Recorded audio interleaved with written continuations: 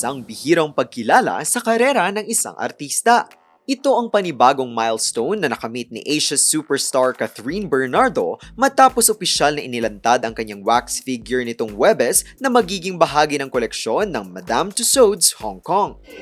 2, 1! Say hello, Cat, to your cat twin! Oh, yeah.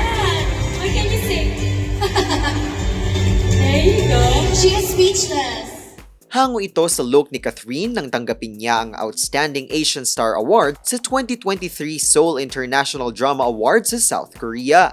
Ayon sa aktres, isang malaking karangalan ang mapasama sa hanay ng mga Pilipinong may sarili ng wax figure sa nasabing museum, kabilang sina Manny Pacquiao, Pia Wurtzbach, Catriona Gray, Lea Salonga at Ann Curtis. Ayon pa kay Catherine, siya ang pinakabatang Pilipinong nabigyan ng ganitong pagkilala. Dumating ang panibagong milestone na ito habang patuloy ding tumataas ang excitement ng mga tagahanga para sa kanyang inaabangang pagbabalik sa primetime television. 2 araw na rin mula nang ilabas ng Dreamscape Entertainment ang official trailer ng Someone Someday kung saan makakasama ni Catherine ang multimedia powerhouse na si James Reid at Her Majesty na si Maha Salvador. Makikinabang. I love you.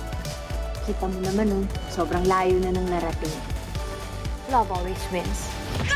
Mapapanood ang serye simula July 27 sa telebisyon habang mas maaga itong mapapanood sa Netflix simula July 24 at sa iWant simula July 25. Mula sa isang world-class na pagkilala hanggang sa isang inaabangang primetime comeback, mukhang sunod-sunod pa ang mga milestone na aabangan ng mga tagahanga ni Catherine Bernardo.